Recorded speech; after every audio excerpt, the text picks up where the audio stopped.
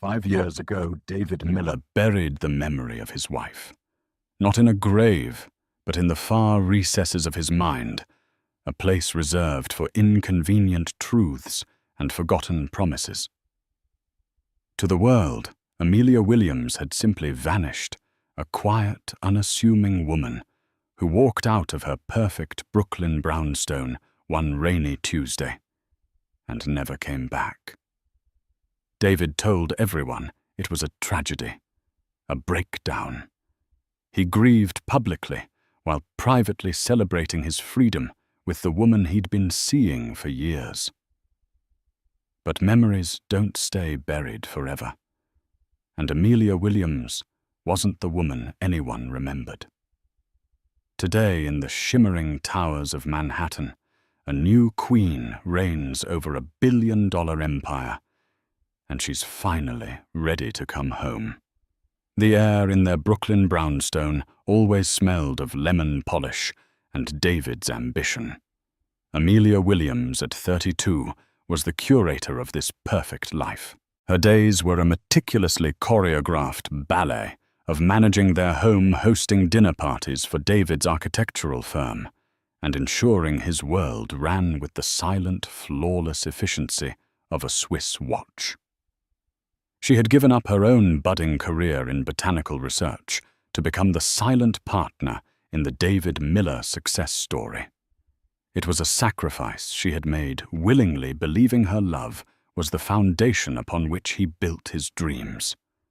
David Miller was a man carved from charm and ambition. He was the golden boy at Sterling and Vance Architecture, a rising star whose designs were lauded for their sleek, modernist lines. He'd look at Amelia across a crowded room, his blue eyes crinkling at the corners, and people would sigh. "They're the perfect couple," they'd whisper. "She's his rock." But lately the rock had begun to feel the strain of invisible cracks. It started subtly. The late nights at the office became more frequent, punctuated by the sterile excuse of pushing a deadline for the Hudson Yards project. His phone, once left casually on the nightstand, was now perpetually screen down or in his pocket. When she touched his arm as he slept, he would flinch away, a gesture so small, yet so thunderously loud in the quiet of their shared life.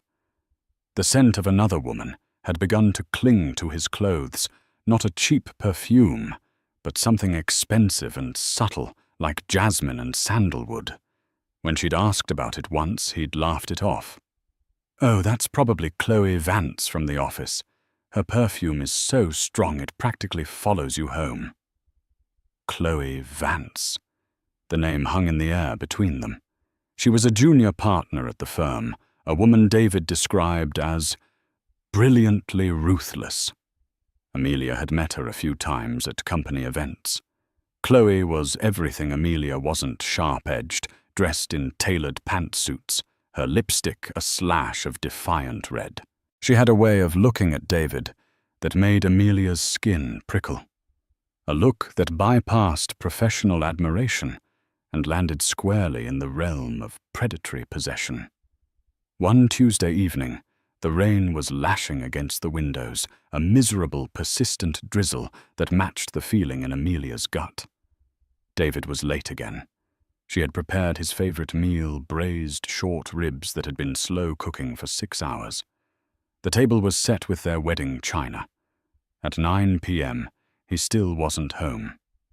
She called his cell. It went straight to voicemail. She called the office. The night security guard answered, his voice bored. "No, ma'am. Everyone from the executive floor left hours ago. Mr. Miller signed out at 2 p.m. The lie was a cold, sharp stone in her stomach. 2 p.m. He had been gone for 4 hours. 4 hours of unaccounted time.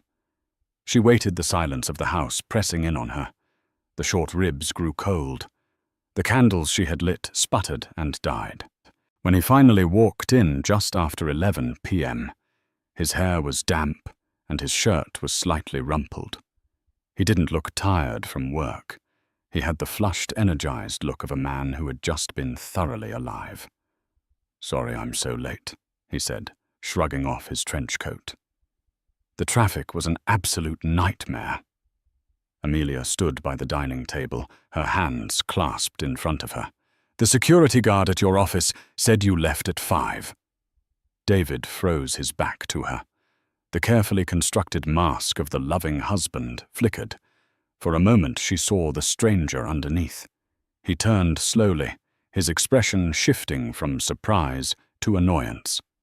"You called my office, Amy. What is wrong with you? Are you checking up on me now?" He snapped his voice cold. "Where were you, David?" she asked, her own voice barely a whisper. He ran a hand through his hair, a gesture of performative frustration. "I went for a drink with the team to decompress. Chloe Mark, a few others. Is that a crime I needed to blow off some steam? This Hudson Yards project is killing me." He walked past her, past the elaborate uneaten dinner, and headed for the stairs. "I'm exhausted. I'm going to take a shower." He didn't notice the single perfect water ring on the mahogany side table left by a cold glass he hadn't touched. He didn't see the way her hands were trembling. He didn't see the light in her eyes, the one that had always shone for him, finally beginning to dim. As the water from his shower started to run, Amelia stood alone in the cold dining room. The beautiful life she had curated, now feeling like nothing more than a well-appointed prison. And she knew with a certainty that chilled her to the bone that the key to this prison was no longer in her hands. The next few days were a blur of strained politeness. David acted as if nothing had happened, becoming overly affectionate in a way that felt cloying and false. He brought her flowers, praised her cooking, and talked animatedly about their future, a future that now sounded to Amelia like a script from a hollow play. She moved through her days on autopilot, a ghost in her own home. The unspoken truth, a chasm widening between them. The breaking point didn't come with a dramatic scream, but with a quiet click of a laptop. It was a Saturday morning.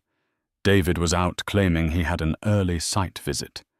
Amelia was tidying his home office, a space she rarely entered. His laptop was open on the desk, asleep. Her hand hovered over the trackpad, her heart pounding a frantic rhythm against her ribs. "Don't do it," a voice in her head warned. "You can't unsee what you find." But she had to know. She touched the pad, and the screen blinked to life. He hadn't even bothered to lock it. His email was open. And there it was, an entire thread with Chloe Vance. It wasn't just about work. There were pictures from a recent business trip to Chicago. Pictures of them laughing in a hotel bar, a selfie with their heads close together, Chloe's red lipstick staining the rim of a wine glass. Then she saw the hotel confirmations, the 4 Seasons, the Peninsula, all booked for 2. The dates corresponded perfectly with every late night, every business trip, every time he had come home smelling of jasmine and lies. The final email, sent just last night, was from Chloe. Subject, tonight, message. "I can still feel you. I can't believe you went home to her after that. How much longer do we have to pretend D.I. want our life to start? I love you." The words blurred through Amelia's tears. "I love you." He had told Amelia he loved her that very morning before he left. The hypocrisy was a physical blow knocking the air from her lungs. She scrolled further, a glutton for punishment, and found what truly broke her. It was a message from David to Chloe sent a month ago. I know. Just be patient. It's complicated. Leaving Amy isn't simple. She's dependent. She has nothing without me. No career, no real ambition. It sounds cruel, but her whole world is this house. I have to handle it delicately, but I promise you our future is what matters. You're my future. She has nothing without me." The words echoed in the silent room, stripping away 15 years of love and sacrifice, rendering her life down to a single, pathetic sentence. She wasn't his partner. She was a complication, a dependent, an obstacle to be handled delicately. When David returned that afternoon, whistling as he came through the door, he found her sitting in his office chair, the laptop screen glowing in front of her. The color drained from his face when he saw what she was looking at. "Amy, I can explain," he stammered, the charm finally failing him. "Can you?" Her voice was eerily calm, devoid of the hysteria he was clearly expecting. "Can you explain how the woman who gave up her PhD so you could finish your master's has no ambition? Can you explain how the woman who networked tirelessly at your side, charming your bosses and clients, is a complication?" He flinched. "You don't understand the context." "Oh, I understand the context perfectly," she said, standing up. For the first time, she felt taller than him. "The context is that you are a coward and a liar. You built your career on my back, and now that you're successful, you want to trade in the foundation for a newer, shinier model." His defensiveness curdled into cruelty. When cornered, David Miller didn't apologize. He attacked. "Oh, spare me the martyr act, Amelia," he sneered, his voice dripping with contempt. "You loved playing the perfect wife. You loved the parties, the house, the money. Don't pretend this was some great sacrifice. What were you going to do? Sell homemade potpourri at a farmer's market. I gave you this life, and frankly, it's become boring. You've become boring. You have no fire, no edge." Chloe challenges me. She understands my world. You just arrange the flowers in it." Each word was a meticulously aimed dart, and they all hit their mark. He wasn't just admitting his infidelity. He was assassinating her character, her worth, her entire identity as he had shaped it. He was telling her that she was, in fact, nothing without him. Something inside Amelia snapped, not in a loud, explosive way, but in a quiet, final severing of a cord. The love she had felt for him, which had already been dying, turned to ash. In its place, a cold, hard resolve began to form. She didn't scream or cry. She simply looked at him, her eyes clear and steady. "Thank you, David," she said, her voice chillingly serene. "You've made everything perfectly clear." She walked out of the office, leaving him standing there amidst the digital debris of his betrayal. She went upstairs to their bedroom, the room they had shared for a decade, and opened her closet. She didn't pack the designer dresses he had bought her, or the jewelry he had gifted her, as apologies. She packed a small duffel bag with a few pairs of old jeans, some sweaters, her hiking boots, and a worn, leather-bound journal filled with her grandmother's botanical recipes and drawings. It was the one piece of her old life, the life before David, that she had kept. As the rain began to fall again, Amelia Williams walked out of the Brooklyn brownstone. She didn't look back. She had no destination in mind, only a direction away. Away from the man who thought she was nothing, and toward the woman she had forgotten she could be. Amelia drove for 17 hours, stopping only for gas and black coffee. The city skyline receded in her rearview mirror, replaced by the endless hypnotic stretch of the interstate. She was running on adrenaline and grief, the engine's hum a monotonous drone against the cacophony of David's cruel words replaying in her mind. Boring. Dependent. Nothing without me. She had no plan, no destination, until a memory surfaced from the depths of her childhood, her grandmother's cottage. It was a place she hadn't seen in 20 years. A small forgotten property on a rugged stretch of the Oregon coast, bequeathed to her when her grandmother passed. She and David had once talked of selling it, but the paperwork was too complicated, the market too slow. It had sat there derelict and waiting. With a new, desperate sense of purpose, she rerouted her GPS.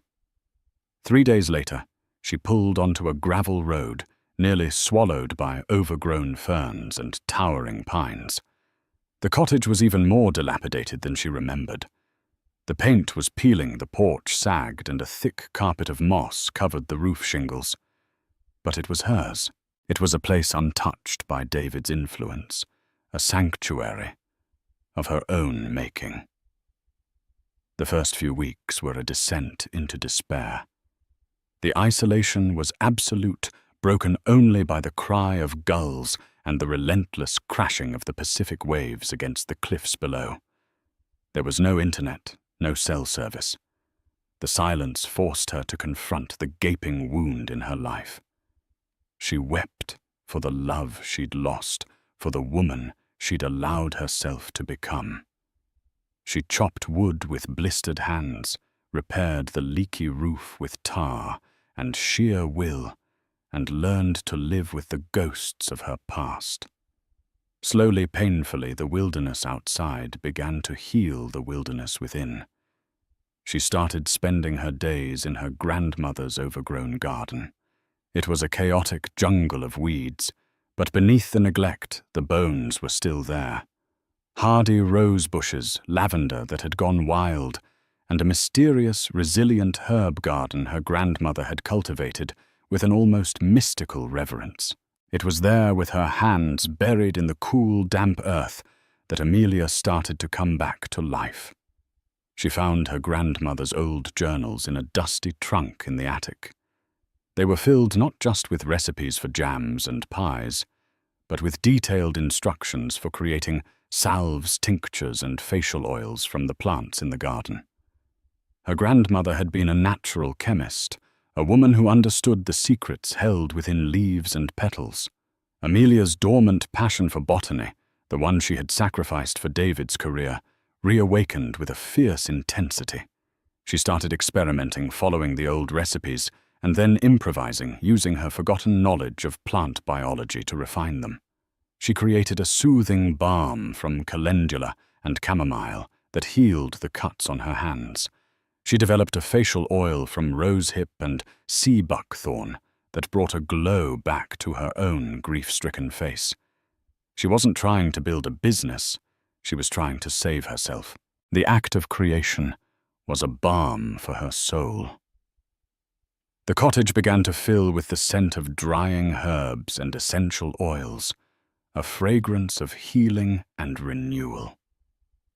One day, needing supplies from the nearest small town, she stumbled upon a local farmer's market. On a whim, she packed a small basket with a dozen jars of her coastal renewal balm. She hand-wrote the labels on simple brown paper. She didn't expect to sell anything, but a woman with weathered skin from years of fishing bought a jar, desperate for something to soothe her chapped hands. The following week, the woman returned and bought 5 more. "I don't know what you put in this stuff," she said, her voice filled with awe, "but it's like magic. My hands haven't felt this good in years. You should sell this online." The idea was a tiny spark. For the first time in months, Amelia felt a flicker of something other than pain ambition. Around the same time, a thick envelope arrived at the cottage's rusty mailbox, forwarded from her old address. It was from a law firm. David had filed for divorce. The papers were cold and clinical, citing irreconcilable differences, and offering her a paltry settlement, a sum so insultingly small it was clear he assumed she was desperate and would take anything. Included was a letter from her own family's lawyer, a kind elderly man named Samuel Thompson, who had managed her parents' estate. He had been trying to reach her for months. "My dear Amelia," his letter read, "I am so sorry for what you are going through.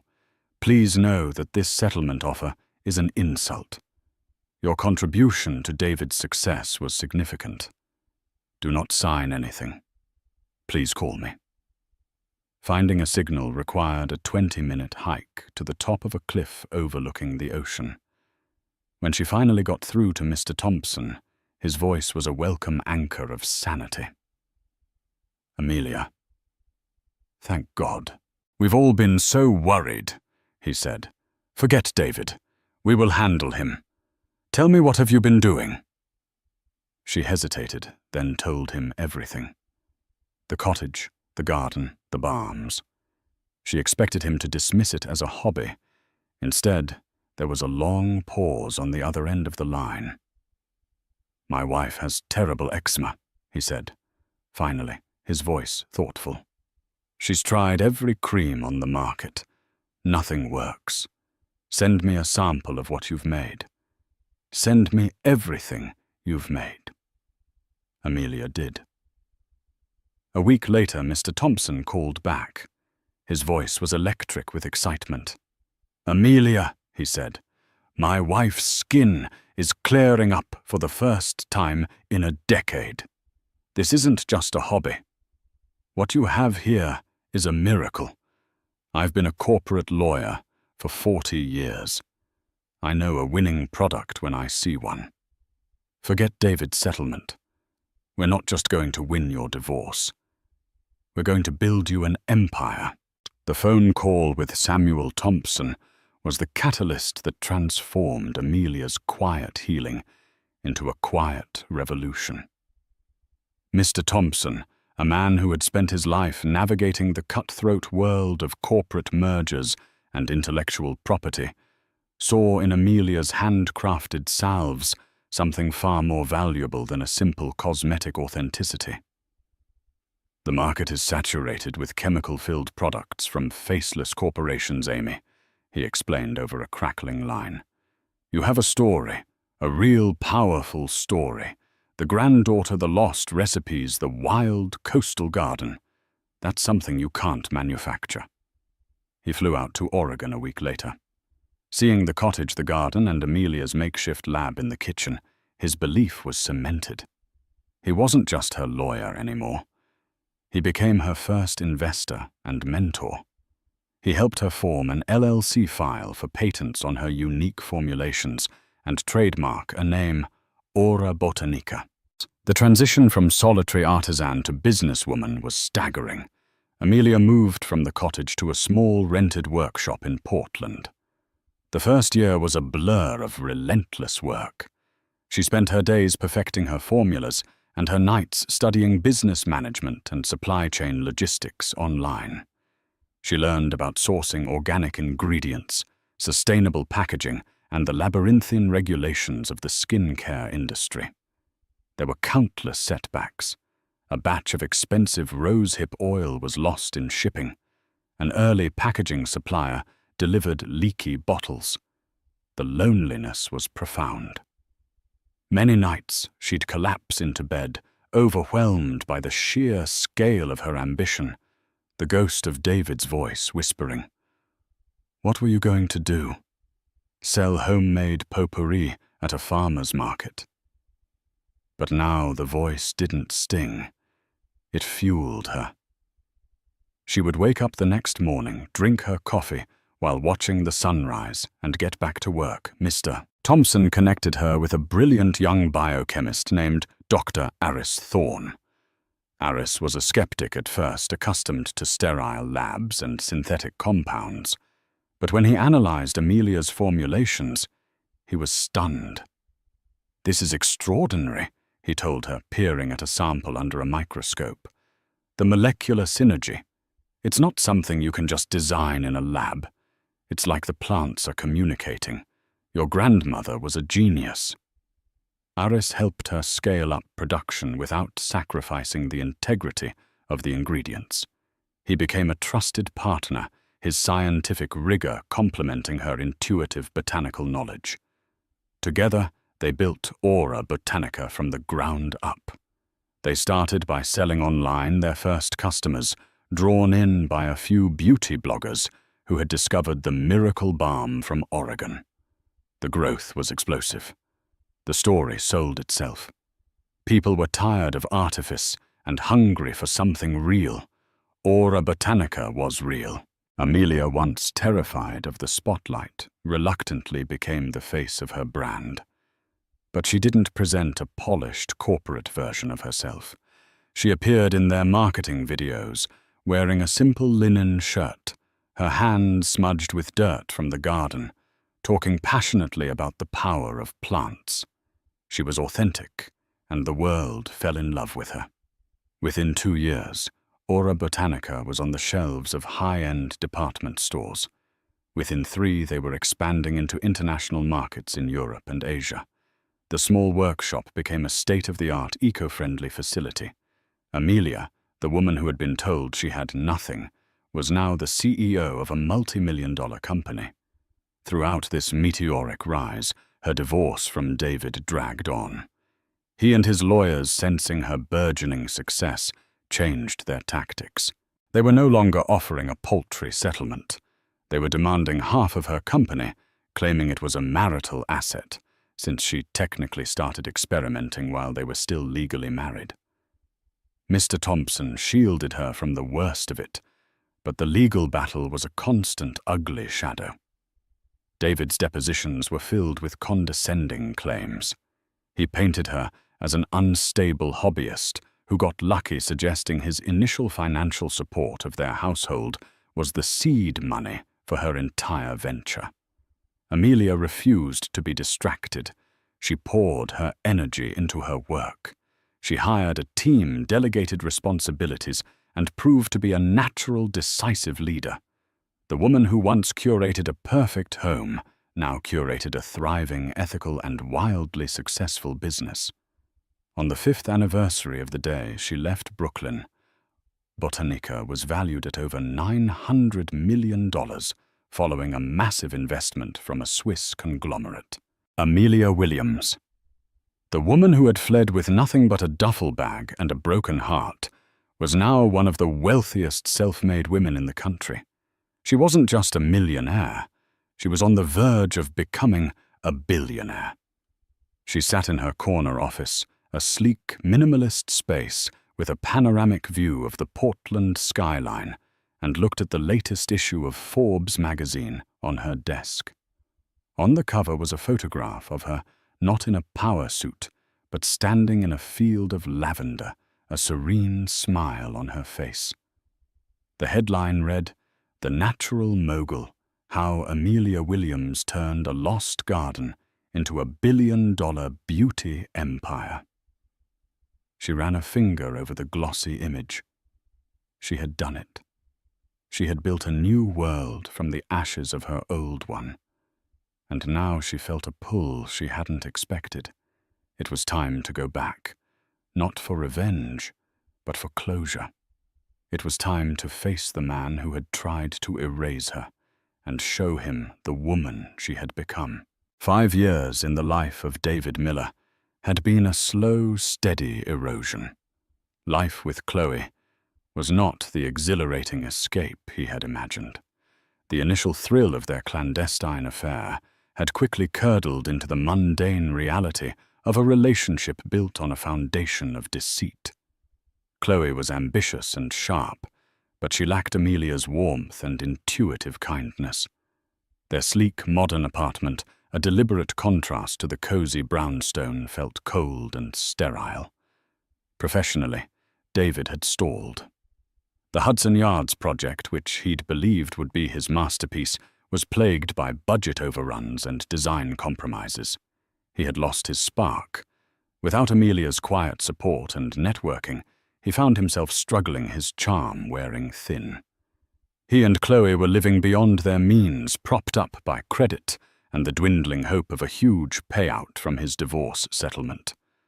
David rarely thought of Amelia anymore. In his mind, she was a pathetic figure, probably living a meager existence, somewhere supported by the small alimony checks he begrudgingly sent. His lawyers told him she was fighting the divorce, and he interpreted it as the desperate clinging of a woman who couldn't let go. The idea that she could be thriving without him was simply inconceivable. On a grey Tuesday morning, David was in a meeting at his firm, Sterling and Vance. His boss, Jonathan Sterling, was presenting a market analysis for a new luxury spa project. "The key demographic here is the affluent, wellness-conscious consumer," Sterling said, clicking to the next slide. "They value authenticity, sustainability. They're buying into a lifestyle, a story. The brand that's completely cornered this market, the one we should be studying, is Aura Botanica." The name meant nothing to David. Sterling clicked again. A new slide filled the massive screen at the front of the boardroom. It was the cover of Forbes magazine. A woman stood in a field of lavender, her face serene, confident, and achingly familiar, the natural mogul. How Amelia Williams turned a lost garden into a billion-dollar beauty empire. A collective gasp went through the room. Heads turned to stare at David. His own world tilted on its axis. The blood drained from his face, leaving a cold, clammy sensation. It was Amelia. But it wasn't. The woman on the cover had his wife's face, but her eyes held a strength and self-possession he had never seen before. She looked powerful, untouchable. A billionaire. It was impossible. It was a joke. "Amelia." "Williams," one of the partners asked, looking from the screen to David. "Is that your Amelia?" David couldn't speak. He just stared, his mind struggling to process the information. The woman he had called boring, dependent, and ambitionless was on the cover of Forbes. The hobby he had mocked was now a billion-dollar empire. Every cruel word he had ever said to her came rushing back, each one a testament to his own staggering foolishness. The meeting ended in a blur. David stumbled back to his office in a daze.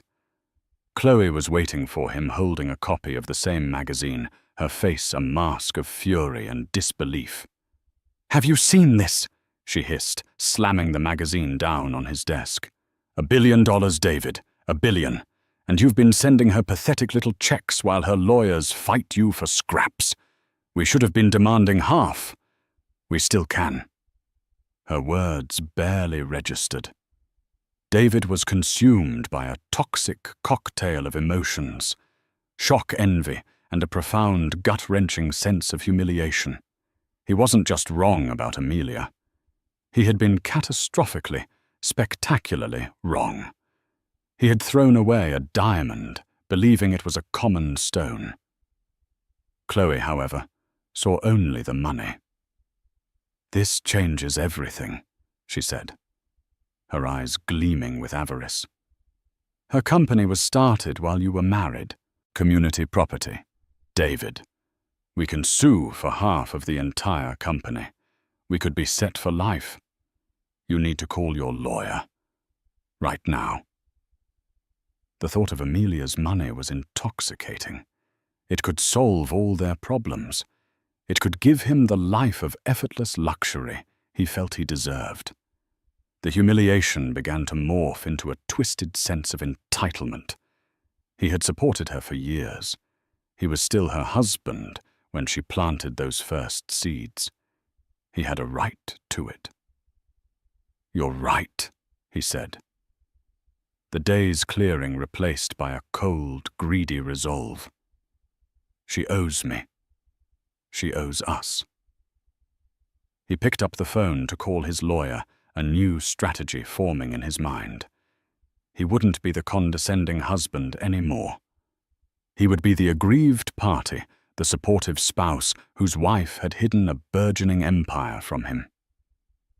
Meanwhile, in Manhattan, Aura Botanica was hosting its first major East Coast event, a charity gala at the Metropolitan Museum of Art to support environmental conservation. The guest of honor and keynote speaker was the company's reclusive founder and CEO. Amelia Williams had returned. She stood in a suite at the plaza, looking out over Central Park. She was dressed in a simple, elegant dark green gown that shimmered under the lights, her only jewelry a pair of delicate leaf-shaped diamond earrings. Aris Thorne stood beside her, offering a supportive smile. "Ready to face the lions?" he asked softly. Amelia took a deep breath, the city lights reflecting in her eyes.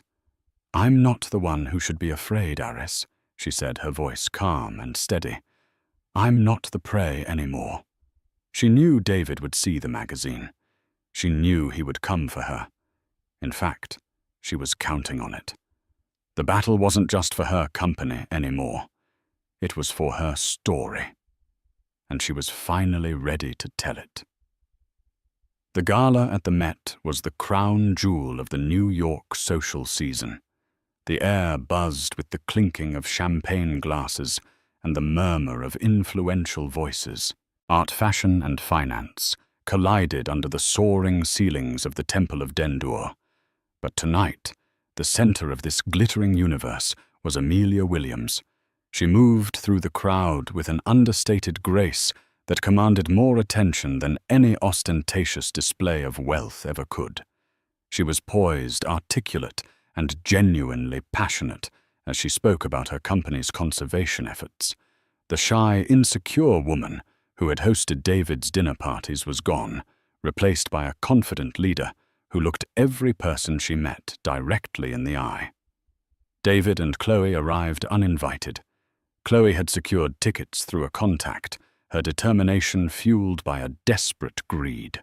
She wore a tight, sequined dress that was slightly too loud for the elegant affair, while David looked uncomfortable in his tuxedo, a man out of his depth.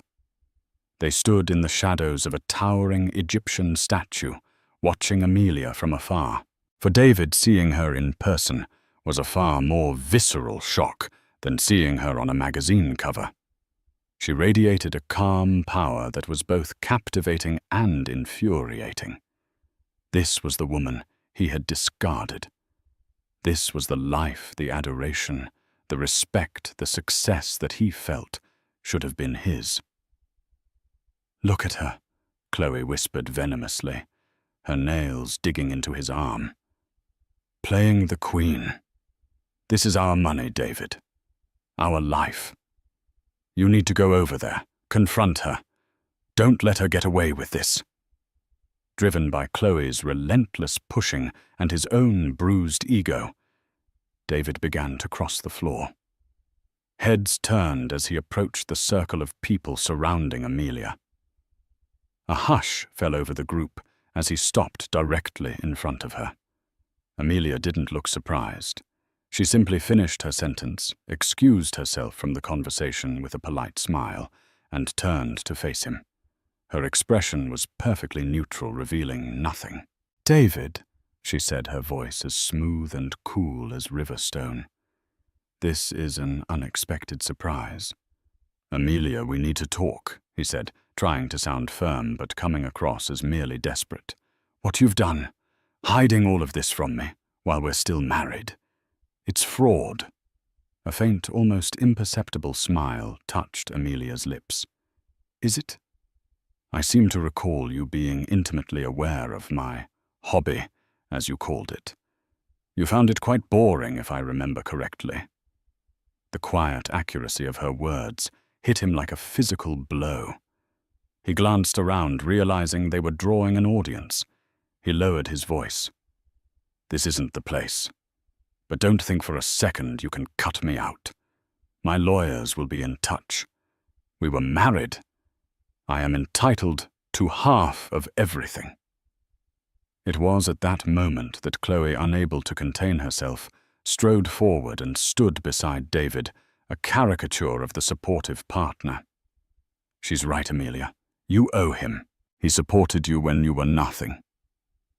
Amelia's gaze flickered to Chloe, a look of mild curiosity, as if observing an interesting but irrelevant species of insect. Then her eyes returned to David, and for the first time they turned icy cold. "Let me be perfectly clear, David," she said, her voice dropping but losing none of its power.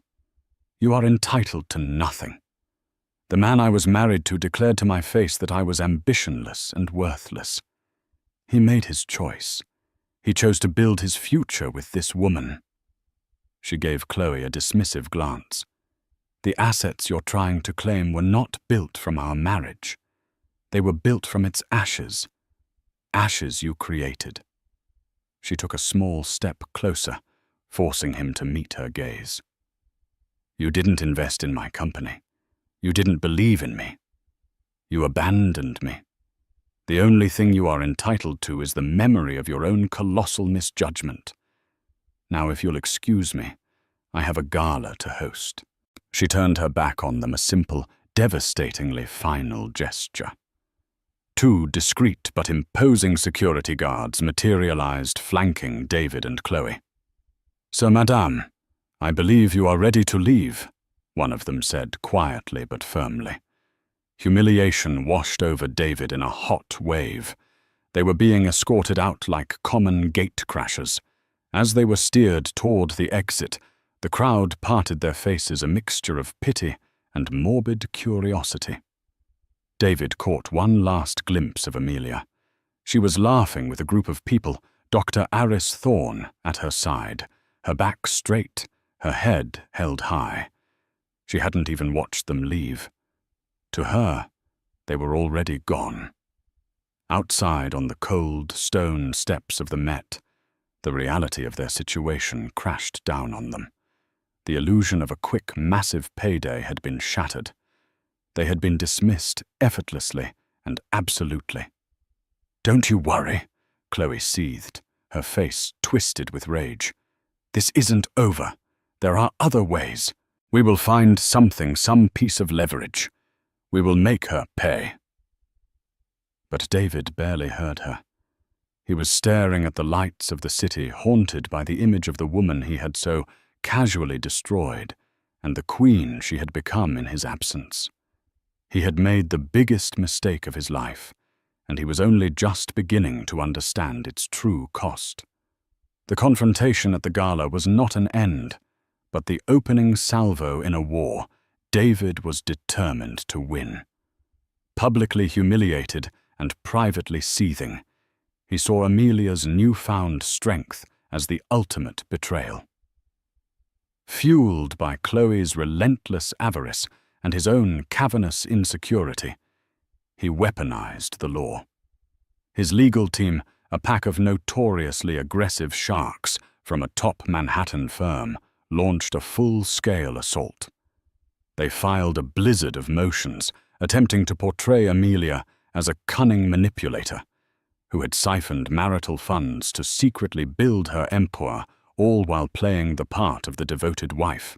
They demanded access to every email, every financial statement, every note from Aura Botanica's inception, convinced they could construct a narrative that entitled David to half of his wife's billion-dollar fortune. From her suite in New York, Amelia watched the storm gather, but she felt no fear. She felt a cold, clear focus. This was the final, ugly remnant of her old life, and it needed to be purged. While David's team was generating headlines, Mr. Thompson's was operating in the shadows. He had assembled a discreet team of the best forensic accountants in the country, men and women who could find a single fraudulent digit in a mountain of data. "He's arrogant, Amelia," Mr. Thompson had told her, his voice grim but steady. "And arrogant men who cheat in one part of their life rarely have the discipline to stay clean in another. They believe they are untouchable. We just need to find the one lie he thought he buried deep enough." They found it. Not one lie, but a web of them intricately woven into the very fabric of David's magnum opus, the Hudson Yards Project. It was a masterpiece of deception. The accountants uncovered a series of shell corporations registered in Delaware, used to bill the project for non-existent consulting fees. They traced those fees back to an offshore account controlled by David. They found evidence of collusion with a primary materials supplier, where David had signed off on lower-grade structural steel and pocketed a substantial kickback, compromising the integrity of the building itself. The paper trail was undeniable, a damning chronicle of greed that had started years before Amelia had even packed her bag. He hadn't just been stealing from his partners, he had been endangering the public for personal gain. When Mr. Thompson presented the findings bound in a simple but heavy black binder, Amelia felt a profound sense of sadness. It was the final definitive proof that the man she had loved was a complete illusion. There was a temptation, a dark and seductive whisper in her mind to release it all, to call the district attorney to leak it to the New York Times, and to watch the echo of David Miller burn to the ground. Aris Thorne, who had been her rock through the ordeal, saw the conflict in her eyes. "Whatever you decide," he said, placing a hand gently on her shoulder, "it should be the decision that sets you free." His words clarified everything. Revenge was a chain, not a key. It would tie her to David's fate, forcing her to watch his trial, to read his name in the headlines for years to come. Freedom was a clean cut, a final silent severing. "We won't leak it," she announced, her voice resonating with newfound certainty. "We will use it to buy my peace. That's more valuable than any revenge." The final settlement meeting was scheduled at Mr. Thompson's office, a place that felt like a bastion of old-world integrity. Its walls were lined with leather-bound legal texts, and the air smelled of wood polish and history. David and Chloe arrived looking polished and triumphant. They had just won a minor procedural motion in court, and they strode in with the smug assurance of victors believing Amelia had been summoned to surrender. Their lawyer, a slick man named Marcus Thorne, spread his files out on the vast mahogany desk as if he owned the room. "All right, Samuel," Marcus began, addressing Mr. Thompson with practiced condescension. "I assume we're here to finally discuss a realistic settlement figure. My client is prepared to be generous, but the clock is ticking." David leaned back in his chair, a smirk playing on his lips. He looked at Amelia, expecting to see a woman on the verge of collapse. Instead, he saw only a deep, unnerving calm. She hadn't said a word, her hands resting peacefully in her lap. "Before we discuss figures, Marcus," Mr. Thompson said, his tone dangerously mild, "my client has one final piece of discovery to share. We felt it was more appropriate to present it here rather than in open court." With a slow, deliberate movement, he slid the heavy black binder across the polished surface of the desk. It landed in front of Marcus with a soft, definitive thud. "What's this?" Marcus asked, annoyed by the theatricality. "More sob stories about your poor client's garden." "Open it," Amelia said. It was the first time she had spoken, and her voice cut through the room, clear and sharp as glass. Marcus sighed and opened the binder. The first page was a summary of findings. He read it, his eyebrows arching in amusement. He turned the page to a complex flow chart of bank transfers. His amusement faded. He flipped again and again, his eyes scanning financial statements, copies of falsified invoices and sworn affidavits from a disgruntled former employee of the contracting firm. The color drained from his face. He began to sweat, his slick confidence melting away under the fluorescent lights. He looked up from the binder, no longer at Mr. Thompson, but at David, his expression a mixture of horror and accusation. David, seeing his lawyer's reaction, felt the first prickle of genuine fear. "What is it? It's a bluff." "Is it, David?" Chloe snapped, her voice tight with anxiety. "What did you do?" Amelia finally stood up and walked to the window, looking down at the people moving through Bryant Park below. What he did, she said, her back to them, was build his career on a foundation of lies. Not just the personal ones, he told me, but professional ones that constitute multiple felonies: fraud, embezzlement, racketeering. The kind of crimes that don't just end a career, but result in long, unpleasant prison sentences. She turned back to face them. Her eyes were devoid of hatred or anger. They held only a vast, weary finality. That binder contains everything the U.S. Attorney's Office would need to secure a conviction. Given that the fraud began while we were still married, his legal team would no doubt try to implicate me. It would be a messy, public, and mutually destructive process. She walked back to the desk and placed her palms flat on the wood. Or we can choose a different path, right here, right now. She slid a single document and a pen across the desk. This is a divorce settlement. It stipulates that you will drop every single claim against me and my company effective immediately. You will renounce any right to spousal support. You will walk away with the assets you acquired in your own name and all the debts that come with them. You will sign this, and in return that binder gets placed in a vault. As long as you and Miss Vance here disappear from my life permanently and completely, it will remain there. The moment you violate that, a copy will be delivered to the authorities. The choice is yours: a clean break or total annihilation. The silence in the room was absolute. Chloe stared at the binder as if it were a venomous snake. The future she had fantasized about, the yachts, the mansions, the endless river of Amelia's money, had vanished, replaced by the terrifying image of visiting David in a prison jumpsuit. David stared at Amelia, his mind finally painfully grasping the full scale of his miscalculation. He had seen her as a soft, sentimental creature he could easily crush. He had never imagined she possessed this kind of steely, strategic brilliance. She hadn't come to fight him on his terms. She had changed the entire game. His lawyer, Marcus, quietly cleared his throat. "Sign the paper, David." With a trembling hand, David reached for the pen. The arrogance was gone, replaced by the hollowed-out look of a man who had lost everything. As the nib scratched across the paper, the sound was deafening. It was the sound of his final surrender, the signing away of his last desperate claim on her. He pushed the document back, unable to meet her eyes. Amelia nodded curtly to Mr. Thompson.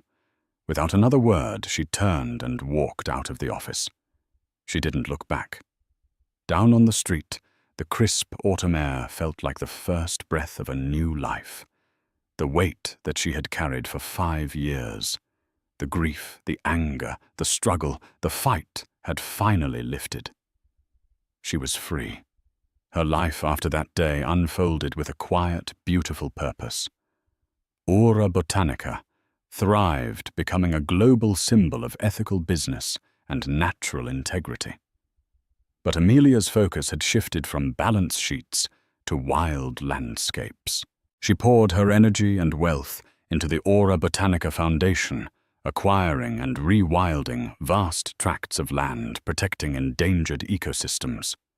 Her partnership with Aris grew from a shared passion for science into a deep, abiding love built on a foundation of trust and mutual admiration.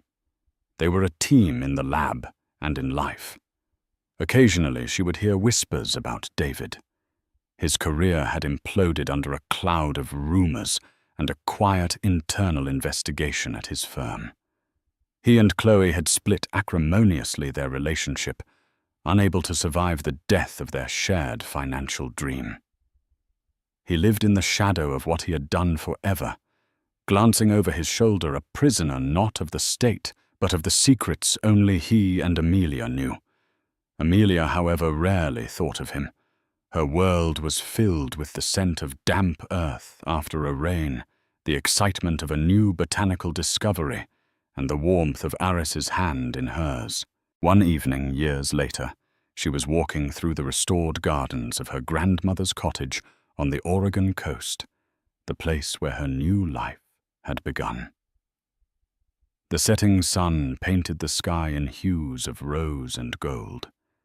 She knelt down, her hands sinking into the rich soil, the same soil that had healed her and given her a future. She had taken the ugliest betrayal and cultivated from it a life of extraordinary beauty. Her greatest success wasn't the billion-dollar empire. It was this peace, this strength, this profound, unshakable sense of self. She was finally and completely home. Amelia's story is a powerful reminder that our lowest moments do not have to define us. Betrayal can feel like the end of the world, a deep wound that seems impossible to heal. But within that pain, there is often an undiscovered strength, a resilience we never knew we possessed.